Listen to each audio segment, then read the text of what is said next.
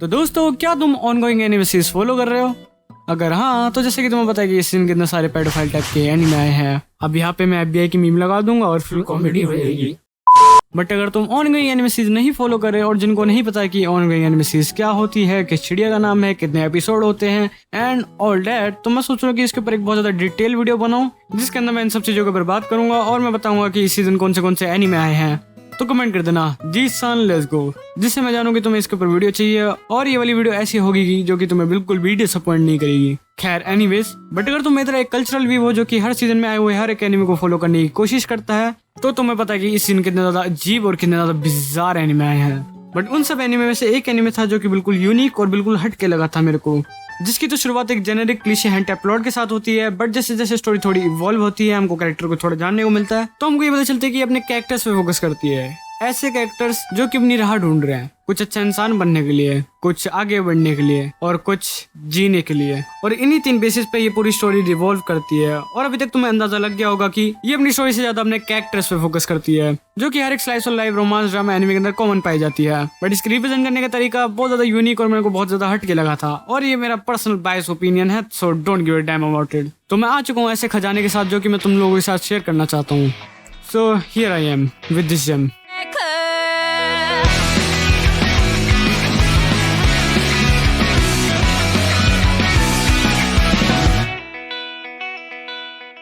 तो यार ये वाली एनिमे तुम्हें एक पेडोफाइल टाइप की एनिमे लग सकती है क्योंकि कैरेक्टर्स की एज गैप की वजह से, बट ट्रस्ट मी गाइस, ऐसा कुछ भी नहीं है।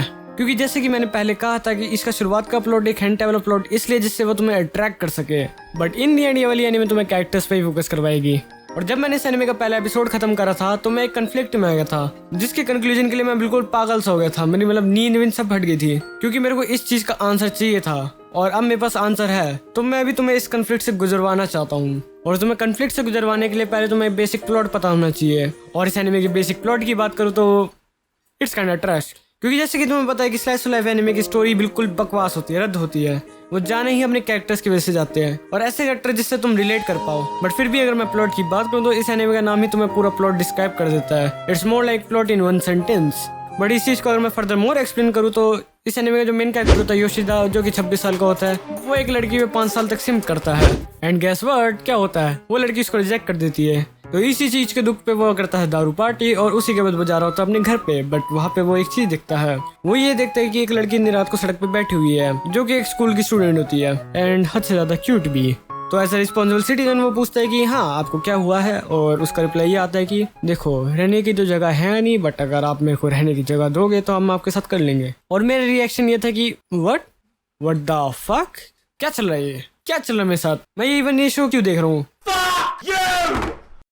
हाँ, तो पहली बार में अपने मेन कैरेक्टर को भी इतना ज्यादा भिजा लगता है जितना हमारा रिएक्शन था। बट 5 साल के सिंपिंग एक्सपीरियंस की वजह से वो उस लड़की को मना कर देता है और उसको रहने की जगह दे देता है। और वैसे भी अपना मेन कैरेक्टर पेडोफाइल थोड़ी ना है, और उस लड़की का नाम होता है साइयो, जो कि पॉपुलर है मेरे इंस्टाग्राम में for her cuteness and my favourite wife. Yes, you heard it right. But जैसे हमको साइयो की बैक स्टोरी पता चलती है तो हमको ये पता चलता है कि वो ऐसे करके 6 महीने से इस जगह पे रह रही थी, और यही से मेरा कन्फ्लिक्ट का पॉइंट चालू होता है। क्योंकि देखो, एज अ कल्चरल व्यू मैं नहीं चाहता कि किसी भी वाइफ के साथ इनजस्टिस हो, क्योंकि वो मेरी फ्रेंड्स की तरह और मैं उनको हमेशा खुश देखना चाहता हूँ। और जब वो दुखी होती है तो मेरे को भी बहुत ज्यादा दुख लगता है, ऑल्दो वो रियलिटी में एग्जिस्ट भी नहीं करती।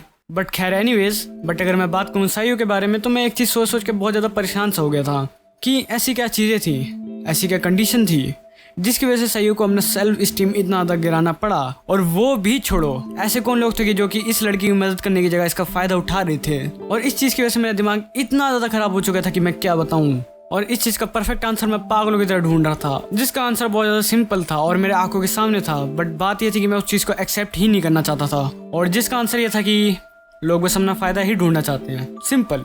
अब देखो, इंसान का बेसिक नेचर ये रहा है कि वो बहुत ज्यादा सेल्फिश है, और जब तक उसको अपना फायदा दिखेगा वो उसमें रुचि भी दिखाएगा, और अगर उसके अंदर फायदा नहीं है तो वो उस चीज से दूर चले जाएगा। और जो कि हम सारे बचपन से फॉलो भी करते आ रहे हैं शायद। और मैं ऐसा भी नहीं कह रहा कि ये जो मैंने बात की मैं ऐसा नहीं हूँ, मैं बिल्कुल अलग हूँ इससे, नहीं।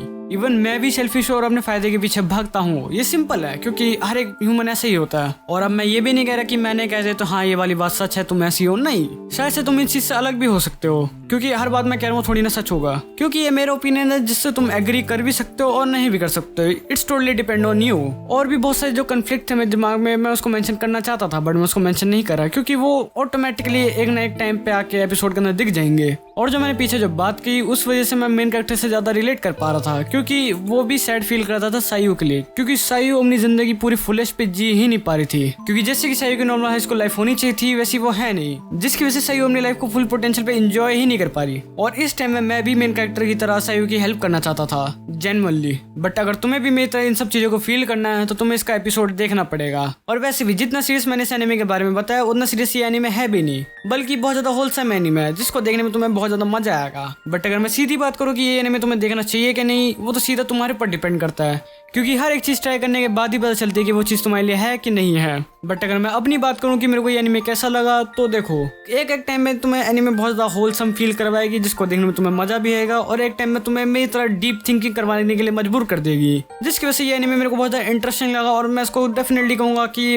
वर्थ वॉचिंग है मेरे हिसाब से। क्योंकि अभी तक मैंने जितने भी लोगों को रिकमेंड करा है उन सबको पसंद आई है, और आई थिंक ये तुम्हें भी पसंद आएगी, क्योंकि मैंने कहा कि कोई भी चीज तुम्हें ट्राई करने के बाद ही पता चलती है। सो ट्राई करो इस एनिमे को डेफिनेटली। मैं वादा नहीं कर सकता, ना मैं गारंटी दे सकता हूँ, बट एक चीज की मैं प्रिडिक्शन कर सकता हूँ कि ये एनिमे तुम्हें शायद से पसंद आएगी। So try this thing out. But अगर मैं सोने पे सुहागा वाली बात करूँ तो ये वाली एनिमे म्यूसिया पे आती है, जिसका लेटेस्ट एपिसोड उतनी जल्दी अवेलेबल हो जाता है जितना तुम्हें क्रंचरोल या नेटफ्लिक्स में अवेलेबल हो जाता है, और वो भी फुल अच्छी रेजोल्यूशन में। तो मतलब सोच सकते हो कितनी बढ़िया चीज है। और ये चीज यूट्यूब के अंदर अवेलेबल है, और अगर तुम्हें एपिसोड बिल्कुल एड फ्री देखना तो तुम उसके लाइव स्ट्रीम को भी ज्वाइन कर सकते हो, जिसके अंदर तुम्हें कोई भी एड नहीं दिखेगी। तो मतलब हर जगह फायदा ही फायदा है। तो इस अपॉर्चुनिटी को जल्दी से ग्रैस्प करो, क्योंकि इंडियंस लोग जाने ही इस चीज के लिए जाते हैं, फ्री चीजों के लिए और अच्छी अपॉर्चुनिटी के लिए। और अगर तुम इस चैनल से एनिमे देख रहे हो तो मतलब तुम लीगली एनिमे देख रहे हो, जिसकी वजह से तुम थोड़ा क्रिएटर्स को भी सपोर्ट कर रहे हो, तो अभी से सपोर्ट करो, जिससे लास्ट में जाकर रोना पड़े कि एनिमे इंडिया में क्यों नहीं है। कसम से ऐसे लोग मिले ना बहुत गाली सुनूंगा। तो ये तक था मेरा रिव्यू। आई होप तुम्हें अच्छी लगी हो, क्योंकि मैंने एक एपिसोड देख के ही बनाई है, जिसकी वजह से तुम्हें इन्फॉर्मेशन की थोड़ी कमी लगी होगी। अगर तुम फ्यूचर में देख रहे हो तो उसके लिए थोड़ा माफ कर देना। बाकी अगर तुम्हें वीडियो अच्छी लगी हो तो लाइक कर देना, जैसी भी लगी सीधा कमेंट कर देना, और हो सके तो मतलब थोड़ा शेयर कर देना प्लीज। थोड़ा मतलब होता है हम लोग सपोर्ट करते हैं, प्लीज शेयर कर देना। और ज्यादा ही अच्छा लगा मेरा चैनल तो प्लीज सब्सक्राइब कर दो, क्योंकि इससे कुछ जाएगा नहीं तुम्हारे, क्योंकि ये भी फ्री है तुम्हारे दोस्त के लंच बॉक्स की तरह, जिसका खाना तुम जितना मर्जी खा लो तुम्हें कम लगता है। सेम एग्जैक्ट माई वीडियो जितना मर्जी देखो उतना कम लगता है। Well thanks for the support. ऐसी सपोर्ट बना रहना चाहिए प्लीज। और थैंक यू तुमने इतना कीमती समय मेरे वीडियो पे इन्वेस्ट करा, रियली थैंक यू। सो मैं चला वेलोरेंट खेलने, अब मैं मिलूंगा नेक्स्ट वीडियो में, तो बाय।